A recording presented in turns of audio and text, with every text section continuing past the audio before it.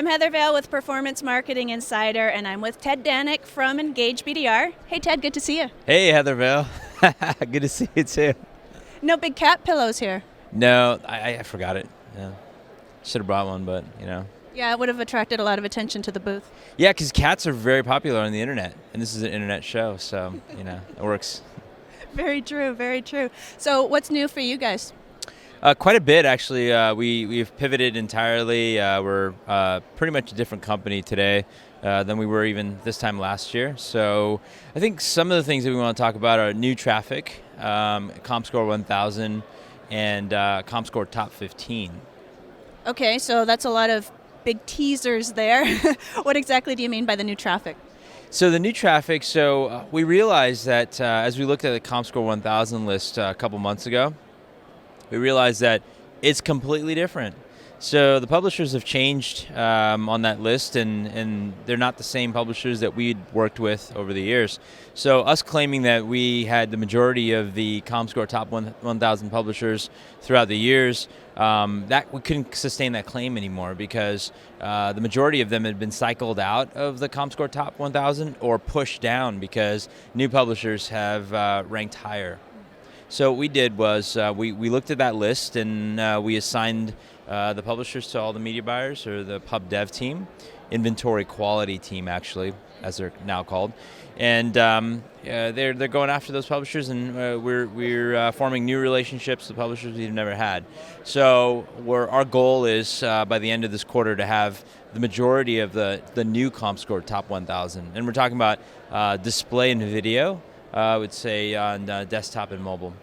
Okay, so give us some examples of some of the publishers that fell off the list and some of the ones that displaced them.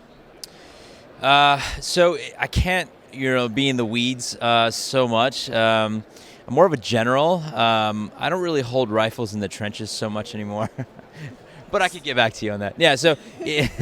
No. I haven't looked at the list, but sales operations and inventory quality teams have looked at it, and they're very excited. So the turnover is about 75%. So 75% of those publishers, we didn't have access to them, or we didn't have on as clients, and many of them we've never actually worked with. It's because it's been turned over. So the list had been previously assigned a couple years ago, something like that, and so it's now refreshed, and there's quite a few new publishers that are coming up all the time, and we're excited to have those on board. So how do they decide? Is it all based on traffic as to where they rank on ComScore? Yeah. So ComScore, what they do is they have their own panel, and we're a client and a partner, so we can't really say much about that. But they have a panel and a beacon. So some publishers are measured with a beacon, which is a pixel, just a cool way of saying pixel. And others are a panel. So if you remember people watching TV at home, some people had a device. And the Nielsen ratings. The Nielsen ratings. Nielsen's great, by the way. Nielsen's a leader in many countries. Maybe not so much here on the digital side. They're doing really well as well. We like them. As far as ComScore, yeah. So if you measure, if you're measuring with a beacon, you can basically, it's kind of like QuantCast. They have a pixel as well, and so they look at unique visitor volume. They're looking at demographics, so you can segment the traffic based on audience or just all users. And what we're really looking for is volume of users in the category of the sites. So overall, if we're looking at Top 1,000, it's really just the top 1,000 properties that have advertising on them, because Top 1,000 will include Google.com, Apple.com, places like that you can't buy ads on. All we really care about are the places that we could actually purchase inventory from. And so we kind of filter that out. We end up with a top 1,000 list. Actually, this time we expanded into 2,000 because we really wanted to go, crazy, cray-cray, as these younger people say. We wanted to have much more of them because we start seeing the growth. Some of these publishers that might be in the top 1,500 right now, or we see trends that they're moving into closer to 1,000. So it's good to make relationships with them. We don't consider them mid or long tail because they're still big. So, yeah. Are they more cost effective to bid on? I think that, that I see where you're going. So they may not be A-listers yet, and they're not reality TV. So yeah, they're up and coming. The stars of tomorrow. Yeah, they're on soaps or something like that right now, right? So I don't know if careers really go past soaps anymore. It's like, they're kind of stuck there. yeah. So not the right analogy, but anyhow, we get the idea. So you were mentioning ComScore top 15. I understand you guys are ranked there for video. Yeah, that's awesome that you remembered I said that. Way back at the beginning of the interview. Yeah, that's good.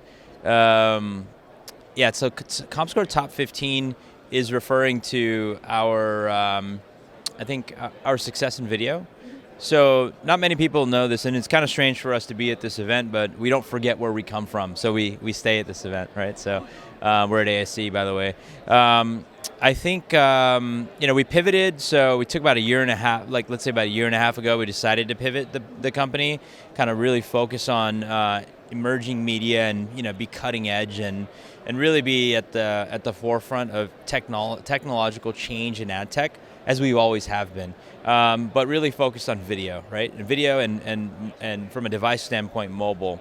So we started that pivot, didn't really know what we're doing a year and a half ago, successfully pivoted the company to now we're 85% video, and so that's exciting. And so from that standpoint, I think we entered the panel Q3 sometime of 2015, and we opened at number 12 on ComScore's US video panel. So we were ranked, amongst the likes of folks that have been in the space for a long time, companies like Teads, TubeMogul, Yumi, Tremor, etc. Very, very close to them. In fact, we ranked higher than many of them.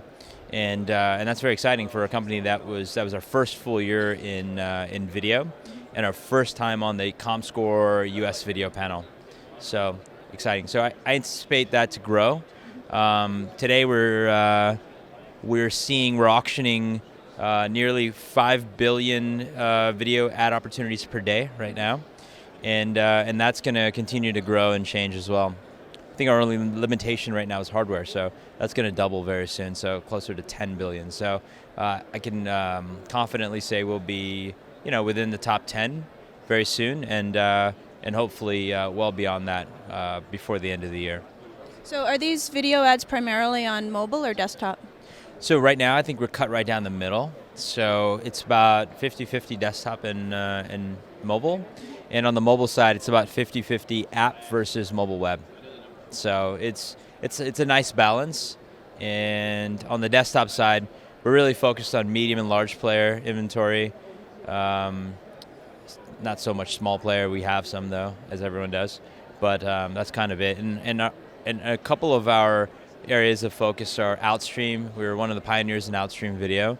Outstream video is where you don't have any video content as a publisher. For example, let's take local news sites. They may not have budgets to shoot a lot of video. They have a lot of articles, and so we provide them with an outstream video unit and some code, and they participate in video revenue. The ad comes out. It's a 15 or 30-second outstream ad, which is not a pre-roll or a post-roll. Pre-roll and post-roll imply that there's content before or after it. There's no video content, so it's just an ad. It's great. Advertisers love it because it's generally 100% viewable, so it performs really well. And publishers love it because they don't need to produce video. So I think that's one of our areas of focus, outstream. Now there's content syndication, and I think we'll have a great year.